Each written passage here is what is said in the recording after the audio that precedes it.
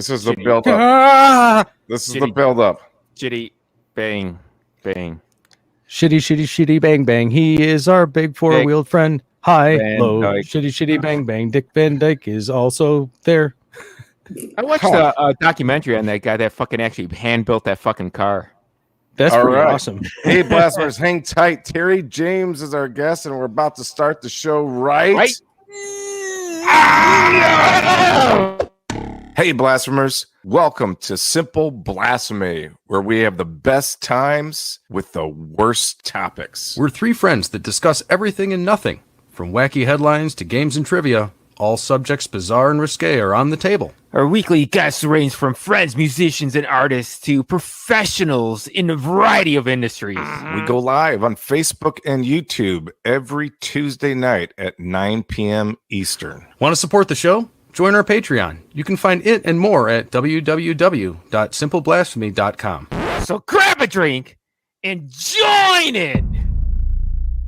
It's too late now. This is Simple Blasphemy.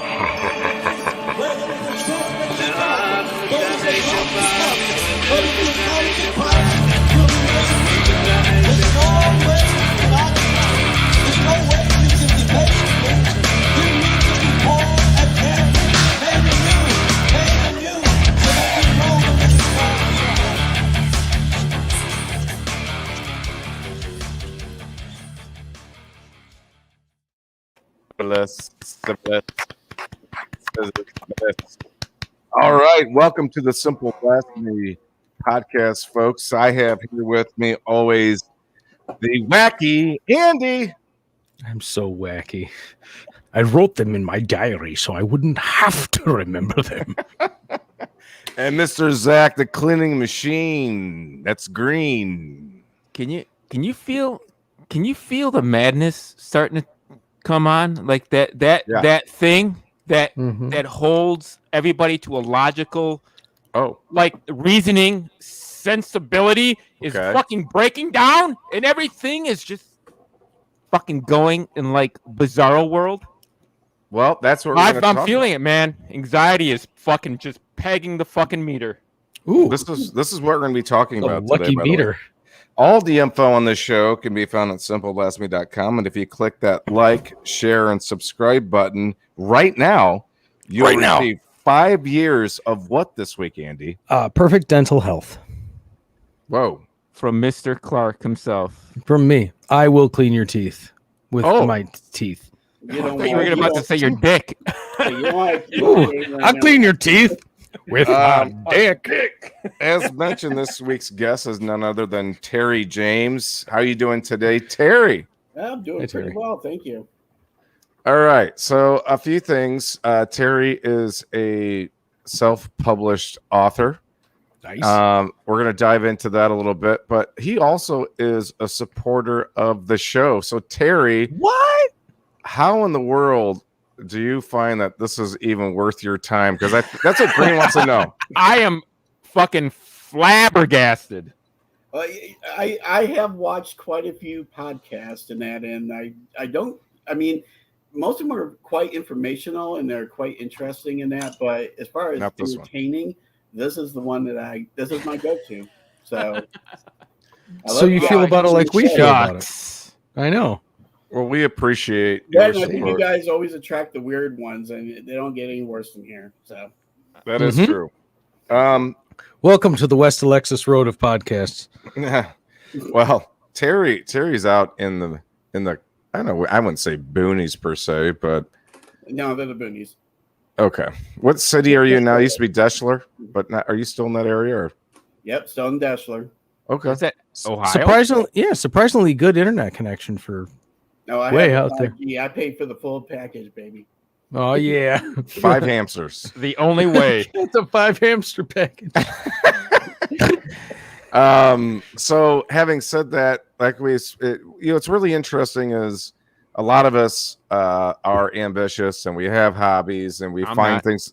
Yes, you are, and we find things that we like to do outside of just our normal 9-to-5 job. You have chosen a unique path, which not a whole lot of people do. In my opinion, you don't run into like, oh yeah, I'm a published author. So how did this even first start with down this? How did you choose to go down this path, basically? Okay, let's see here. We got like 55 minutes left. Okay. Yep, I'll hit you. Just go. All right. So I guess honestly, it started. I mean, the spark per se, and that kind of started back when I was in junior high. I had just transferred to a new school in Swanton, and I was sitting in a literature class, and generally, we were just studying different types of literature from different eras. We went over like poetry, short stories, novels, that kind of stuff. And it started off with about halfway through the year, and that she gave us an assignment. She wanted us to write a short story, and she wanted that story by like 250 words or less. And you're talking to a bunch of junior high kids, so nothing was really expectations were probably pretty low at the time. And I would say about 9/10 of the class completed the assignment, and a lot of them were just writing about sports or partying, hanging out with friends, just the kind of basic stuff. For some odd reason, I was always that one weird kid that always seemed to have, this extra. I mean, even as an adult, it's like I always have something fictional running through my head. And so I ended up writing a story about what human civilization would be like 1,000,000 years after the Holocaust, when all of humankind had gone down deep, deep, deep underground to escape the Holocaust. And it had been so long since anyone had even seen the surface of the earth that it now had become more of a myth than an actual place that belonged. Wow. And I mean, long story short, it was about a guy who, when digging a tunnel one day, ran into kind of like a time capsule. And the time capsule had pictures of blue skies, starry nights, trees, grass, things that, people in that civilization never seen before. Most people shunned it and said, oh, that's just, a work of fiction. It's stuff from some weird cult. And one guy sort of believed it and said, I think I want to find the surface. So he ends up venturing out on his own. Once he gets there, it's all barren land, strange creatures, nothing like the pictures he had seen. And the last sentence of the short story was, I guess it really was just, a hoax or a dream. Huh. And we had to read these stories out loud. So, I went up, in front of the class, and I read my story, and the teacher, I think, was pretty blown away by it. And that I actually went over the 250, so I lost a couple points on that. But I remember specifically in that everyone always clapped after someone read their story. No one really did anything after I read mine. And I remember sitting down, and there was a gentleman next to me. I can't remember what his name was. Poor dude. But for some reason, he just blurted out of nowhere, "Where did you copy that from?" Wow. What a fucking compliment, dude. To me, at the time, and I'm in junior high, and yeah, we'll get into the whole bullying thing later, I guess, and that because that's kind of a subject of another book I wrote. Yeah, I was going to bring that up. I guess at that point it was just like, why bother? Why continue, down that avenue and express? And I didn't for years and years and years afterwards. And then just one day out of the blue, I had a break at work. I had a small laptop computer, and something just went off in my head, and I said, I'm just going to do it. I've been wanting to do it. It's always been in the back of my head. I'm just going to do it. And it started with a poem, and it turned into a 4-book series. So we'll put on the screen here, and for those in the audio only listeners, author terryjames.com, authorterryjames.com. So Terry brings up that he wrote a book called Jubilee and Despair, and that was the one that I listened to because that was the convenience for a lot of us that commute and drive. And I gave Terry a lot of accolades for that one. It's a really interesting, self-deprecating inside look at depression and humility and being mentally tortured and bullied.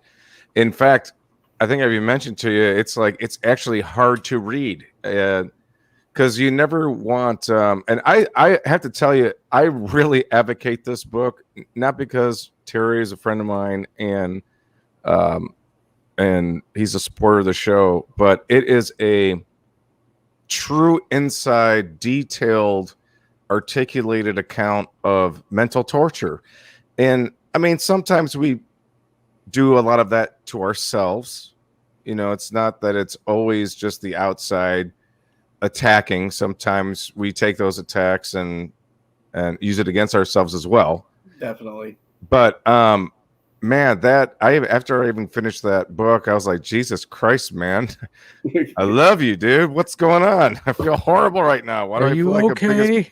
Why do I feel like a lot of people kind of took it that way? And yeah, it was really interesting in that it will jump ahead to that book, and it's actually I think that was the latest one I actually put out.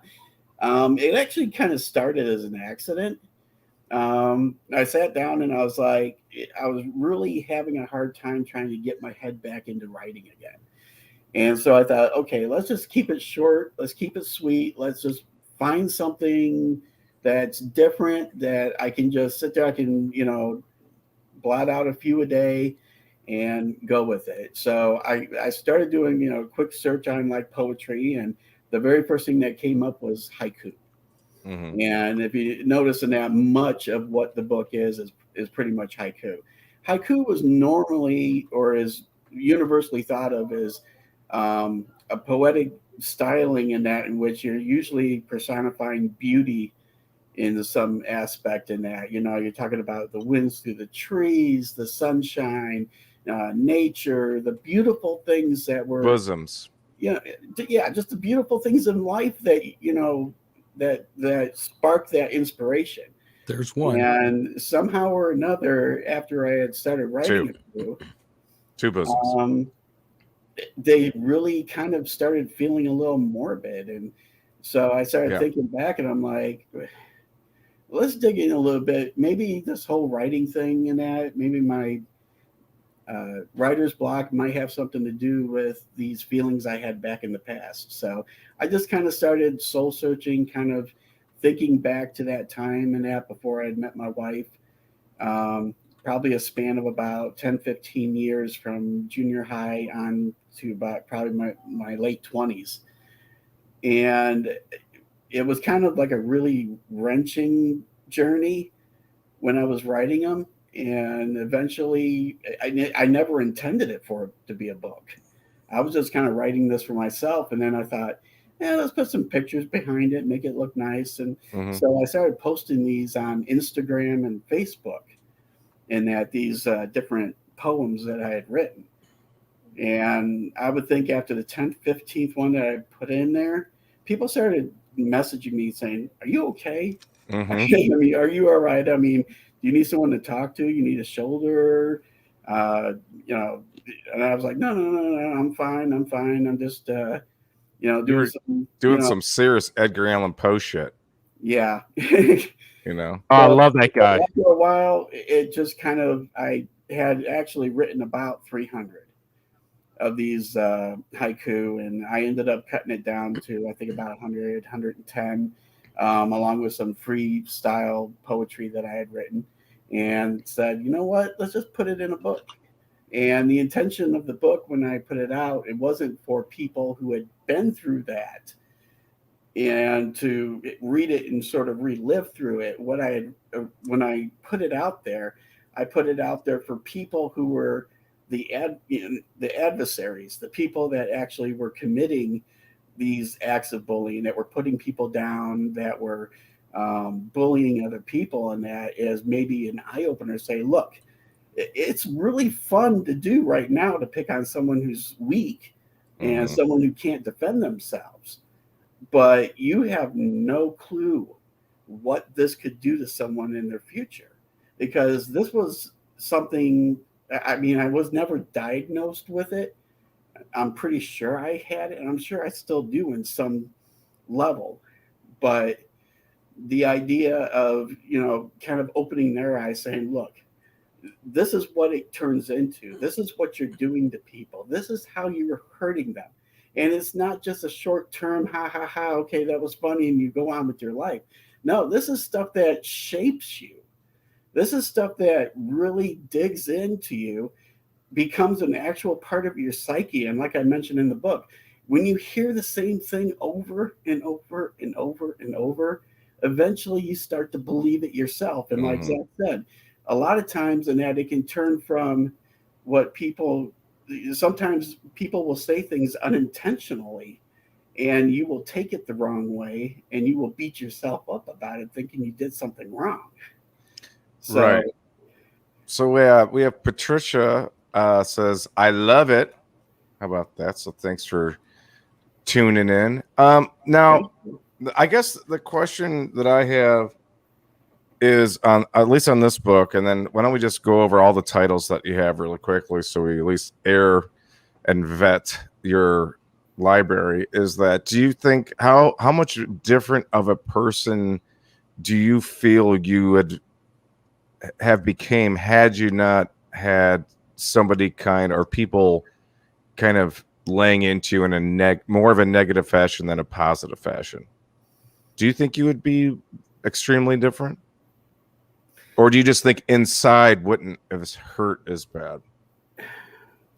It's really hard to imagine my life without it. Yeah. I suppose if it wasn't ever an issue, I think I would definitely have a lot more confidence. I'm very introverted in that. I mean, I obviously here I'm talking a lot, but I'm extremely introverted.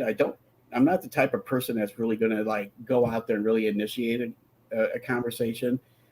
I guess the overall feeling in that is, I think I would have a little more confidence in what I do, how I do it. A lot of times when I even start writing a book in that, my mentality is, well, this is probably going to suck, but I'm going to write it anyways. So yeah, it's just every positive emotion usually follows through or is encompassed by something negative. And that's always been sort of the seed of my entire life. All right. Well, let's go through some of your books, if you don't mind. Can you hold them up? And also, this is one of those things too. You always hear like support, local musicians, support local artists, but believe it or not, which I'm sure you can, authors are in that same boat. And absolutely. And yeah. I'm sorry. Before you do that, I just want to please iterate on what he just said. Like when you said this is probably going to suck anyways, but I'm still going to do it. I try to teach that to so many people, especially like young people, like a lot of my nieces and nephews. Like they're living in an age where they feel that they have to hit the perfect note or get it perfect right from the get go, and I'm like, no, that you can't. You can't do that. Like, first of all, you're not going to learn anything, and second of all, who cares? It's just like, don't.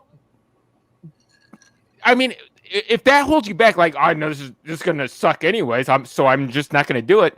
Shit, I would have never came up with any songs. I would have never done anything, any project. I would have never started any project, But I think it's like you got to get that out of your mind. You just go like, hey, listen, I'm going to fucking do this. You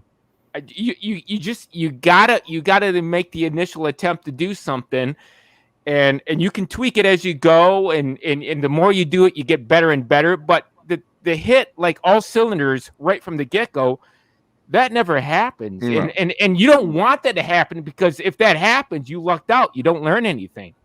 Yeah, and I try to tell my kids, and I'm a firm believer that anybody can, for the most part, you can do anything you want to do.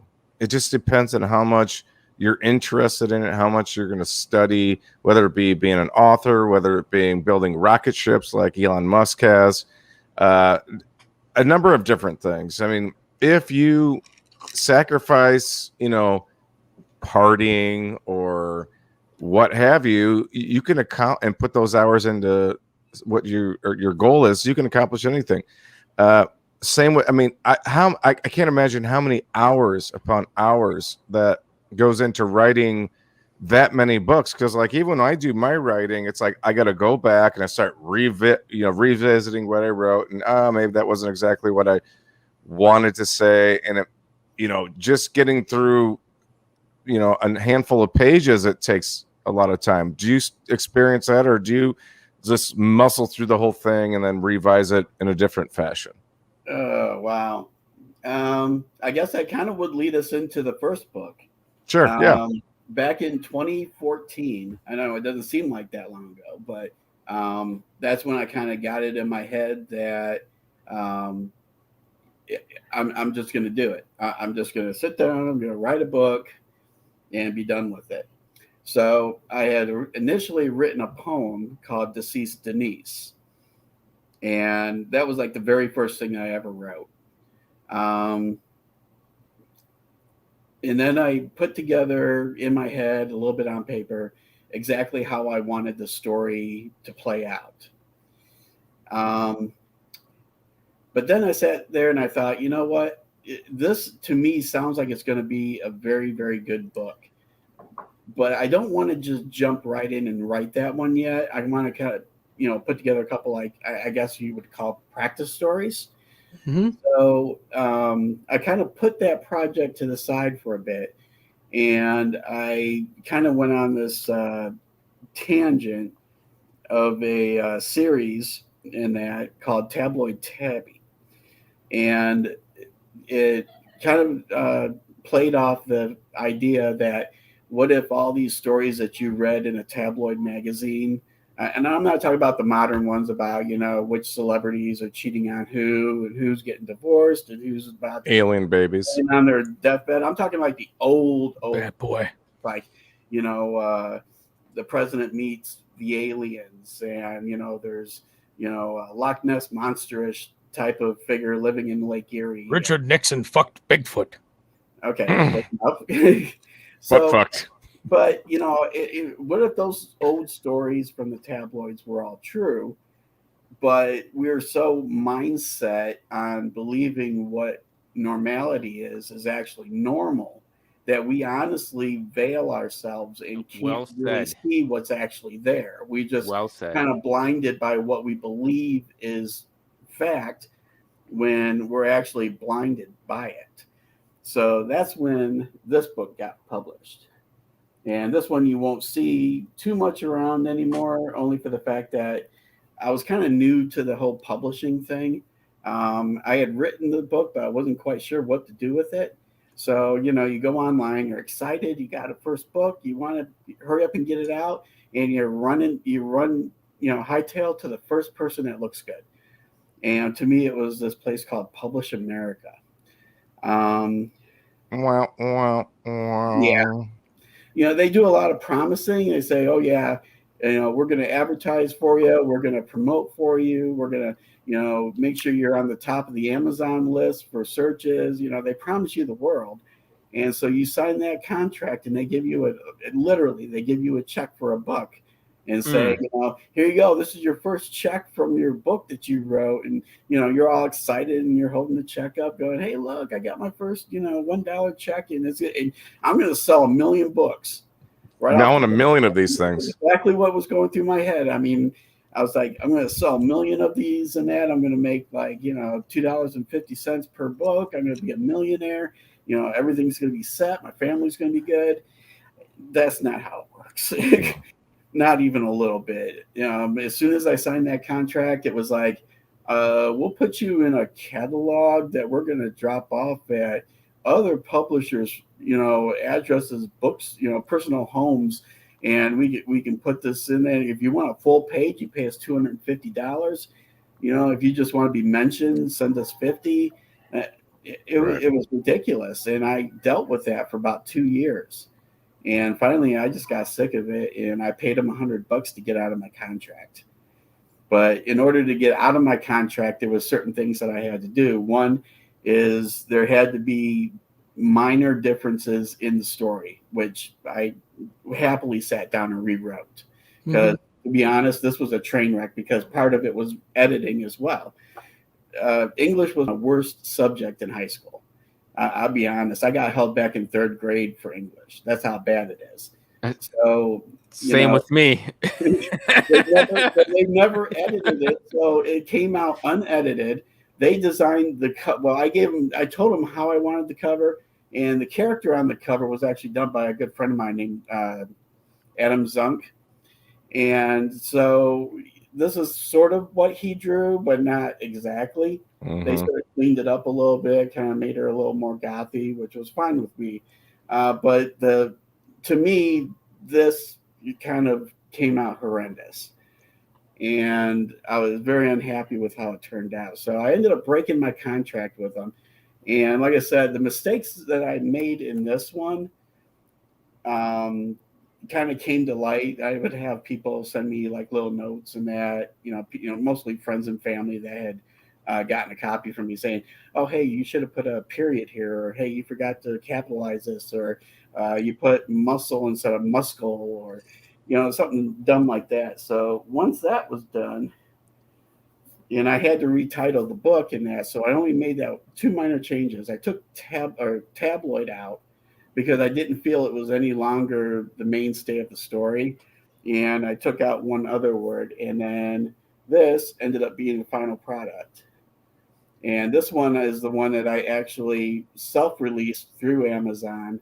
I believe it was back in 2016. Nice.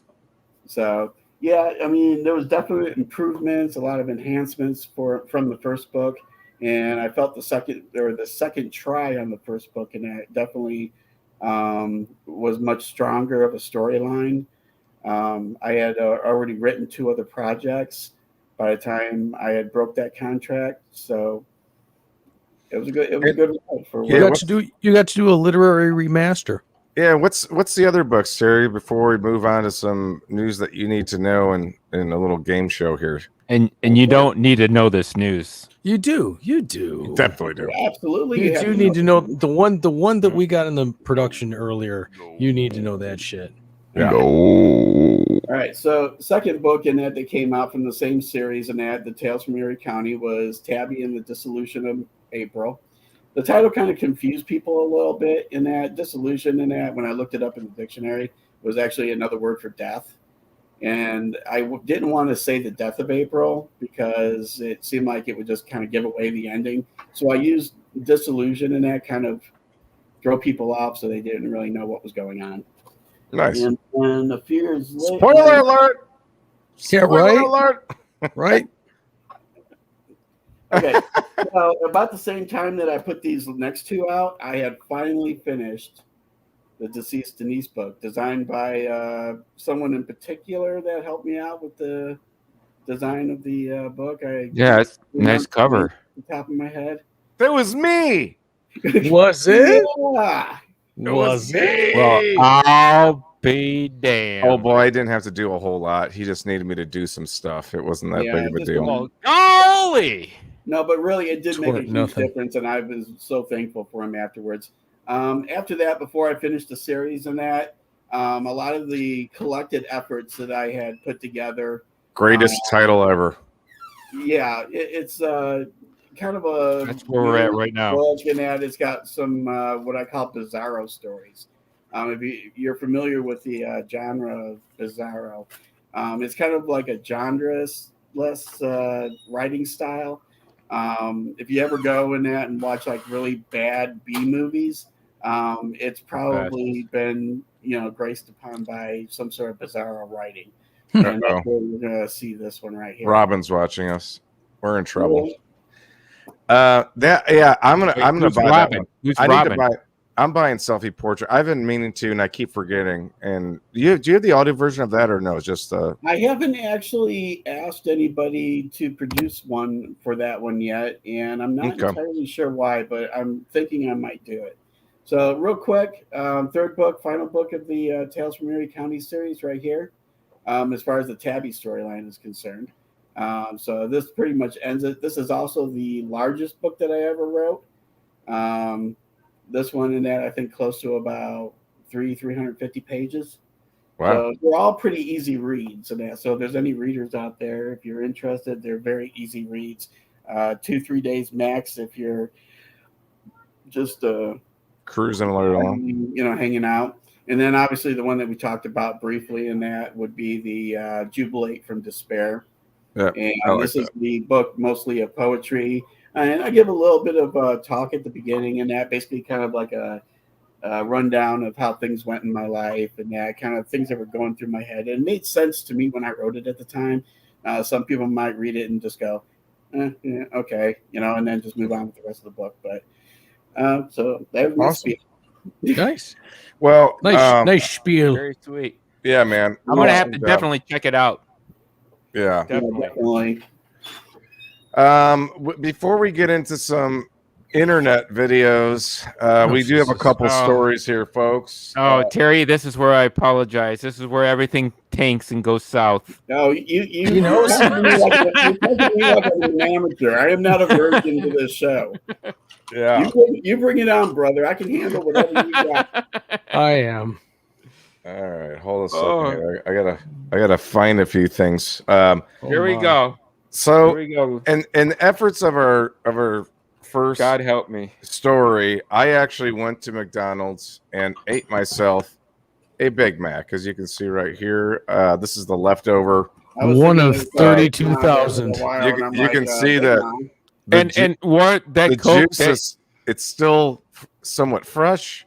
And that Coke that you didn't finish that you gave me, I still drank that fucking Coke out of the same straw. Yeah, I don't need a whole lot of pop. I think I had 3 sips out of the goddamn thing. Okay. So our first article, if I can make my computer cooperate here. Come on. I'm scared. Don't make me do this. All right, you know what? Basically, this guy has the world record right here for eating the most Big Macs. 30,000 Big Macs. Okay, it's Bill Gates with long hair. I have got to appreciate the guy's affect. All right, hold on one second here. I got a little clip. Got bangs. Awesome. I got a clip from this too. Hold on one second. I love hamburger like no other food. I have eaten 32,340 Big Macs in my lifetime. I am closing in on 50 years next year of eating them every day. This is a McDonald's Big Mac. It's the best sandwich in the world. Yeah. When I like something, I stick with it all the time. My habit right now is just to eat 2 a day, and that would be like 14 a week. Damn. Still very much alive, ladies and gentlemen. Still very much alive. Big Macs, man. Maybe I'll be able to keep. Maybe I'll be able to keep my hair. I mean, that was how much cholesterol medication he's on per day. He did talk a little bit in the article that he refrains from the French fries, and he does walk. But now he's came to the point where he goes to McDonald's and orders like 8 of them for like the week or so, or most of the week. He microwaves McDonald's. That can't be good. Well, I don't think that's like a twice baked potato, right? Thrice baked diarrhea. We call it real. We call it real. This is for real. I'm making my own ham sandwiches, and I think that's fucking killing me. But that fucking shit with the fucking plastic and Mm. You know what? I might need some more plastic in my life. I think you should just chew a fucking cue ball. I might, or like like a model car. Just buy a model car. Just fucking eat the polystyrene. I get to eat the engine block today. Check it out with the chrome, with the chrome tree of engine parts. Now, the Terry, valve covers. Yep. Terry, you still there? Yeah, I'm still here. Is there a guilty pleasure of some type of food that you fancy that maybe not on that level, but wow. Do you eat your own books? Like, do you rip a page off and? Oh, this is I hate delicious. to think of what that would look like coming out, so I'm going to say no. Edit this, motherfucker. Cleans out the rectum. I guess that one of my favorites would be like the mild chicken wings at Buffalo Wild Wings. All right. I had that yesterday. I can get down.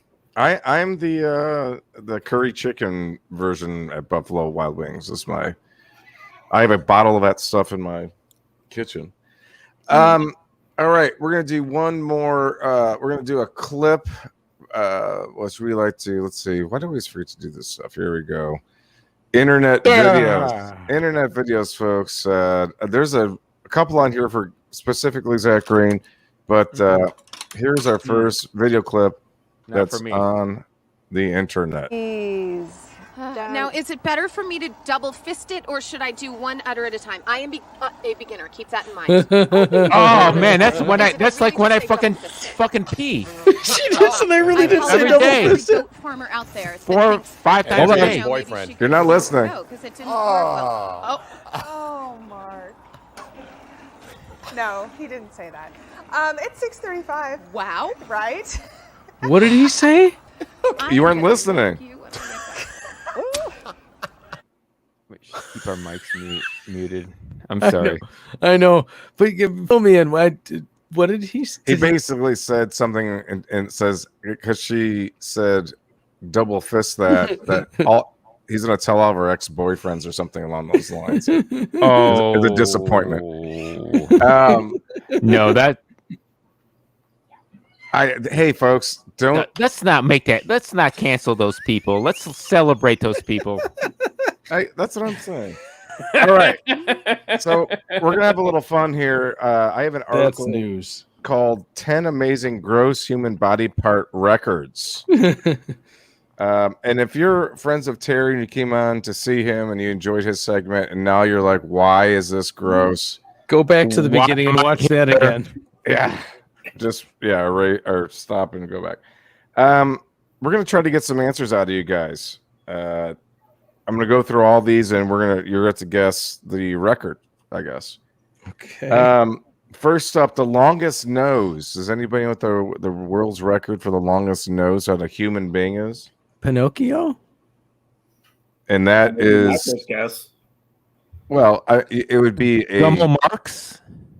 No, you have to give a actual dimension of it. It's not Jamie Farr. No, not a. No. 14 points. I'll say about 3.5 inches. What's that? I take a guess. Say 3.5 inches. Okay. Green. 4 3/8. Wow. That's pretty specific. I'm going to go a solid 5. Okay. Believe it or not, it's 3.46 inches. So Terry, you got it right on the nose. Seriously, that's like a whole. Oh my goodness. Next up, the longest penis. 18 inches. Currently? Yeah, Andy's 18 inches. Green is currently how big? Human. In the world? The world record. I'd have to say it's going to come in at 10 inches. 10 and 10 and 3/64. Okay. 10 and 69. Terry, do you have any guess on the longest penis? 16 and a half. Ooh. Hold on. The winner of the Showcase Showdown.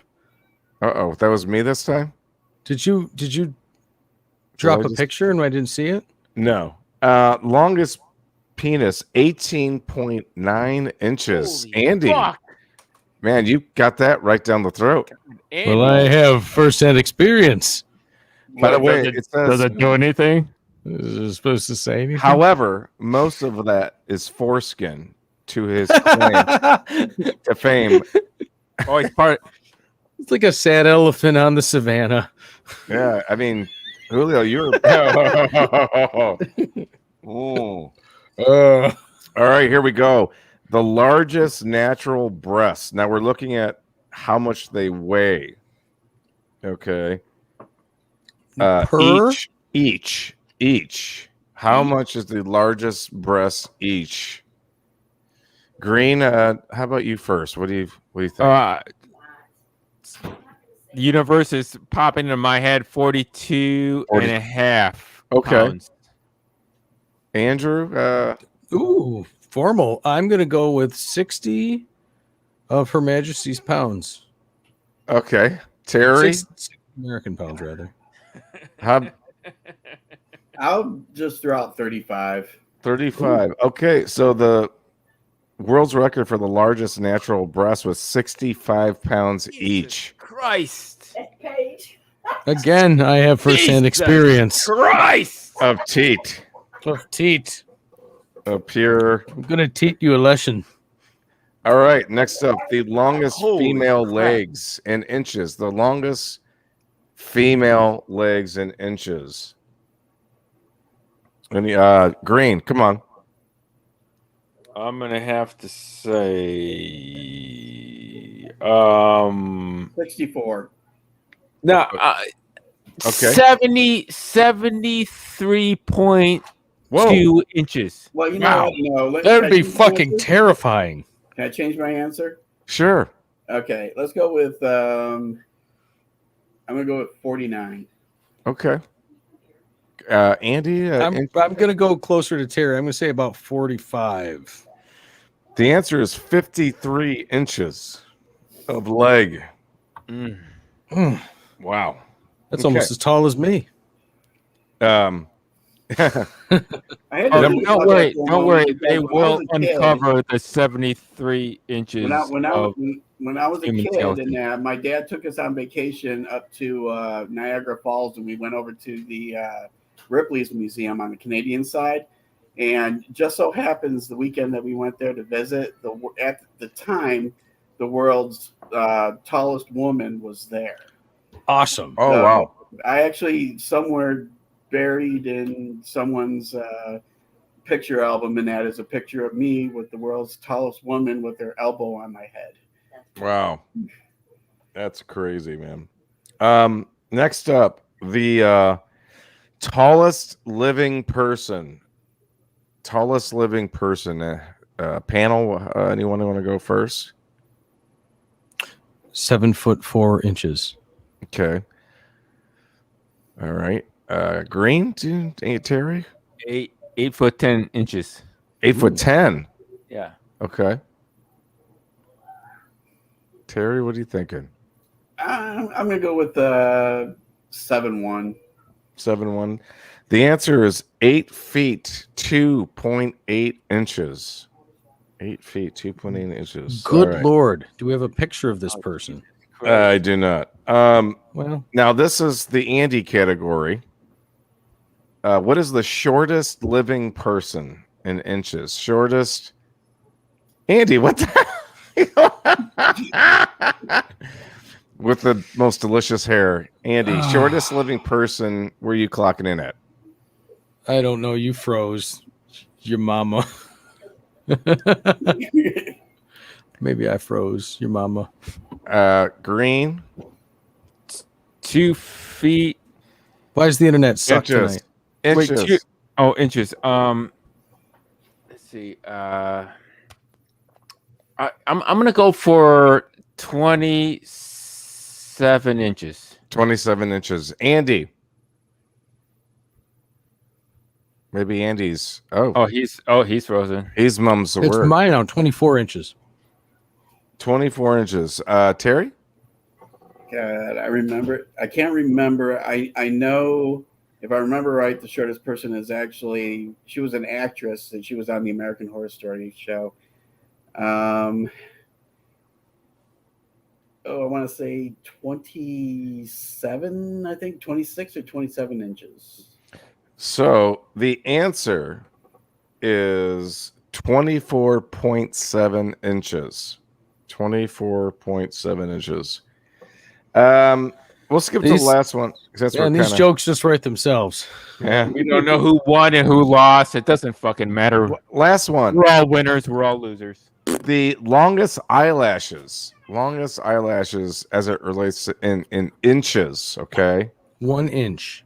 1 inch. All right. Longest eyelashes, Terry or Zach? I don't know. I think my wife's family is in the running for this. Oh.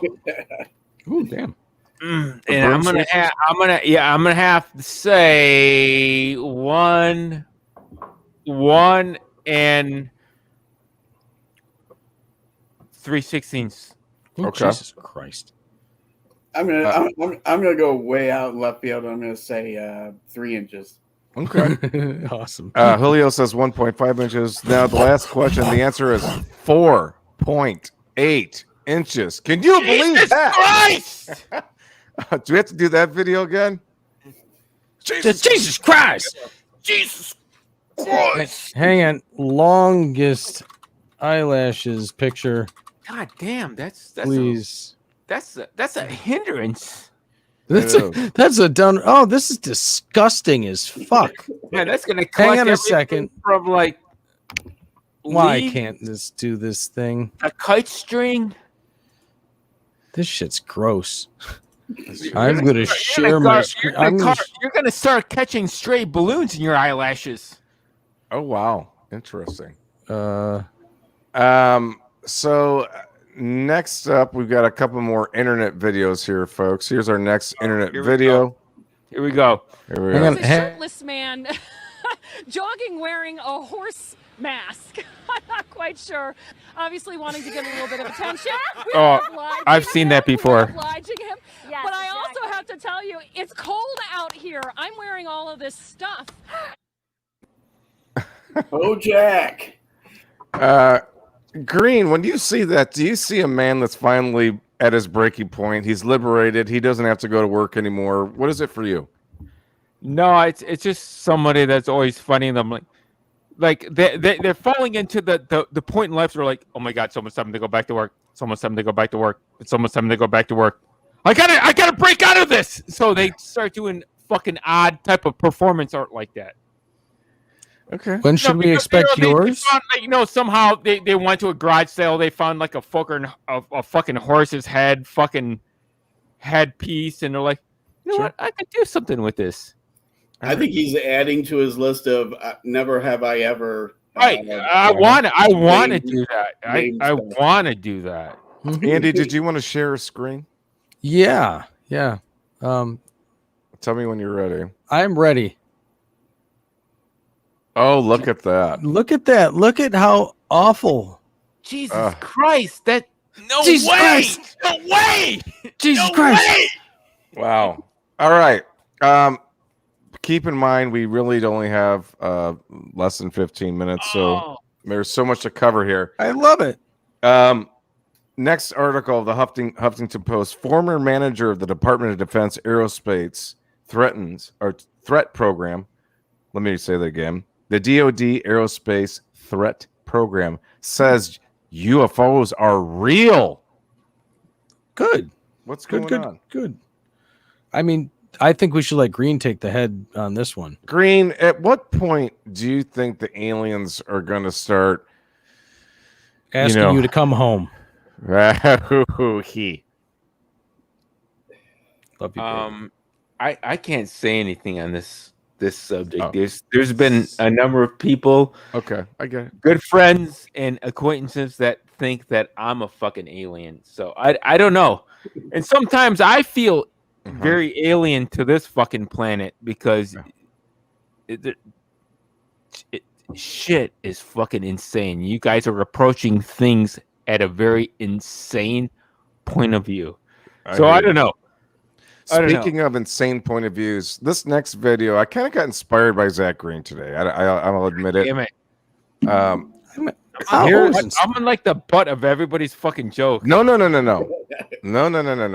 Start of the inspiration. I love you. It has nothing to do with a butt of anybody. That's fine. If anybody's joke, I don't right? care. All right. So, let's see. Julio says, if I were wondering how to promote my book, I just jog naked. That would do it. What kind of books are you writing? So here's the next video. Now, this next video I found on the internet. It's been done. I'm sorry. This next video I found on the internet is as if Green actually had a job as a news anchor. All right, we'll see. Let's see it. We were sent out here to do a story. To do a story about what? As you can see, there's construction underway here. They've dug out a little bit. There's water has accumulated. Traffic's backed up. In a city the size of Houston, there's always traffic. So what's the big fucking deal? What the fuck are we doing out here? I asked you. What in the fuck are we doing here? Hell, oh yeah, hell yeah, motherfucker! I am with you, brother. God damn. Yup. That was flavorful and delicious. God damn, that's my long lost brother. Mm-hmm. May very well be. What do you thoughts on that? I mean, Green, is that how you get fired from your job? No, that's how I get fired from life, and that's how I fucking flunk out of life. Is because I'm fucking calling out shit like that. Okay, Terry, do you feel like that sometimes too, or what is this? Are you at the post office, right? Is this?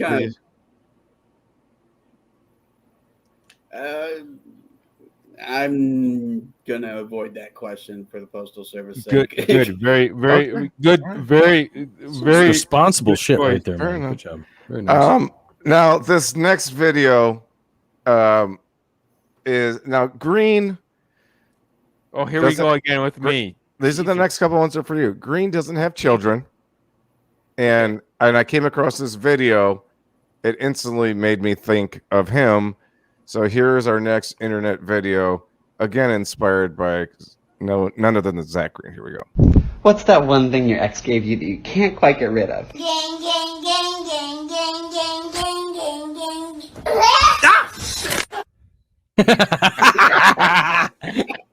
gang. Gang. No, I might not have my own kids, but just last Sunday, on the way home from the Toledo Zoo, my wife's sister stopped by to say hi, and she has 2 young kids. The oldest kid, when he was running by, decided like, when I'm running by Zach, I'm gonna punch him in the fucking dick. in front of his mom, his father, his grandma. You've completed the rite of passage. They said it couldn't be done. I remember when he that's a virgin birth. Fucking fist. I fucking looked at the father and I'm like, and nothing was said. No scolding, no nothing. Now back in my day, if that would have happened, my dad would have fucking picked me up by one arm and fucking paddled me all the way to the fucking car or to the fucking house. I live in bizarre, like I said in the beginning of this podcast, I live in bizarro world. Nothing was said. Like nothing was like that's like the father would say, "Hey, dude, what the fuck you're like?" No, like that was part of the script. It's like, yeah, that's exactly what you need to do. You need to fucking punch Zach Green right in the fucking junk. No, I am not a part of this world or planet. Go ahead, Terry. I'm only a spectator. Yeah, you know what? I've raised 5 kids and I've gotten to the point now where nothing surprises me anymore. I'll be sitting in the kitchen and putting something together, like something to drink, and one of my kids and not so much now, but more in the past would just come into the kitchen, kind of look at me, break out in some weird, I don't know what they call Fortnite dance or whatever. Yeah, and then turn around and walk right back out the door. And I'm just sitting there thinking, it must be like a power save mode or something. And it's like their brains just click off and then they just start doing their thing and while no one's really in control, and then poop, they're right back to reality again. Well, so, Green, we don't get real personal. Get punched in the dick. We don't get real personal on the show at all. We don't get real personal on the show at all, Green. And you've had a vasectomy, so your punching bags aren't even attached to the the pole, so to speak. Well, no, that only has to do with fucking. Did it send the beans back to the factory? Like potent fucking type of semen. Did you feel like violated? Are you No, it hurts exactly the same. Whether you're vaccinated or unvaccinated, it hurts the exact same. Vaccinated? And no, I'm gonna go with that right there. It hurts the same. When my kid had his graduation party, my youngest son, he and his friend were playing, and this was in front of 20, 30 people. It's graduation party, and his friend comes over and socks me in the balls like one of those fucking arcade machines that you try to hit as hard as you possibly can. My brother, obviously I'm in pain. I said something. My brother comes up to me like two or three hours later, and he goes, "Dude, that was the best fucking part of the party." Mm-hmm. We've reached the last video. The week is over. It's all over. Yeah, we have to go back to work again. This video, back to work. I don't know that Green actually inspired this video all the way, but basically, Green, you're talking about the world around you is so chaotic. People are losing their minds. You're just basically in the audience. Sometimes you get watching spit on. it, like going, "What the fuck?" You get spit on, or something hits you. Right. But for the most part, you're just the jaw's on the floor. What the fuck is happening here? And I think this video pretty much sums up all of that. Green, enjoy. Eternity, motherfucker. Really? I'm just trying to help you. I'm sorry, but I don't need your help. Yes, you do, motherfucker. You do need my help, sir. Can't you see that, you son of a bitch? Could you please just let me check out my groceries? Fuck you! I'm trying to help you, motherfucker. Wow, this is... You gotta ask Jesus Christ. I don't have to do anything. Oh my God, I've been here. I've been here before. Okay. He's not gonna force you to do it. You're sinning right now. No, I'm not, motherfucker. You fucking accuser. Get the fuck out of here, you fucking accuser. You motherfucking accuser. Get the fuck out of here. No. You motherfucking accuser. I'm not! Accuser of the fucking brethren, you motherfucker! I'm not! Yes, ma'am. Can I ask you what's going on? I'm pissed because he won't repent. Okay. I'm pissed because he won't repent. I get some groceries and go home. I love that chick, man. She's been in a number of videos. But here's the other side of this, and this is something my wife pointed out. Because we live in a world where everything's posted and everybody has cameras, she has a certain mental break, or she has something happening. Now, normally back in the day, that would be completely private from apart from neighbors and stuff like that, and would be dealt with without the entire world knowing about it. But now we live in a day and age where everybody has a phone. Now her mental illness is publicized to the world, and we don't need to see that. That is not that actual real person fucking speaking. And it's it's yes, I get it. It's entertaining, but it's also sad because now normally where that would have been totally not seen by 99.9999999% of the world, now it's seen by a large part of the world. Now she has this fucking mark on her fucking. It's sad. I don't know what to say about that. I don't know what to say. Scott says we can't know for sure, but it's possible Jesus had a similar delivery back in the day. Maybe, motherfucker. Yeah, maybe. I just I'm pissed off because this guy over here won't repent. Yeah, just immediately snaps back in. And... Yeah, she's dealing with something. There's a certain fucking break right there, and is that her true self? No, it isn't. But now the world is getting to see only this about her and not seeing the other. It's a fucked up world, and this, all I have to say is, guys, get ready for the days ahead, because you know what, you think shit is crazy right now, just you fucking wait. All right, so that's our uplifting speech, everybody.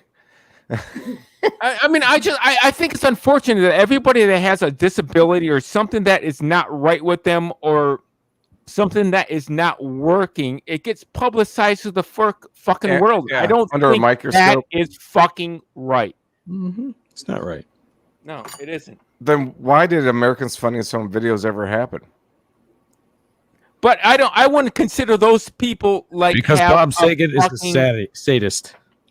I mean, I think you just caught people in a funny situation. I don't think you're zeroing in on people that have mental breaks, that have things that are fucking broken, that aren't working mentally and stuff like that. But now we're gonna start publicizing that to the world, and then we're gonna this guy. You know, I'm gonna stop talking. Well, I mean, you know what I have to say. We're all fucked up. We are all. I agree. Fucked up in varying degrees of fucked up. Idness. There's definitely a world in that where the worst contributions are the ones that get the most publicity. There you go. See, the author fucking gets there it. There he is. So, Terry, we would like to thank Terry once again for coming on the show and help supporting the show. The Simple Blasphemy here, author, terryjames.com. Thanks for having me. Go grab a couple of his books. Why don't you? There is an audiobook. I made you a sculpture, Terry. What's the easiest way? Is it all the links and stuff are, I'm assuming, on the website, correct? Yeah, there's links to all the books and that through Amazon. And just Perfect. Go there, find something you like, click on it, and you're good to go. There you go. Once again, folks, thank you so much. We appreciate you hanging out. We can't wait for next week. Other than that, have a great week. And we will almost see time you to go soon. back to work. It's almost time to go back to work. Go to work. It's almost time to go back to work. Go to It's work. almost time to go back to work. Go to work. It's almost time to go back.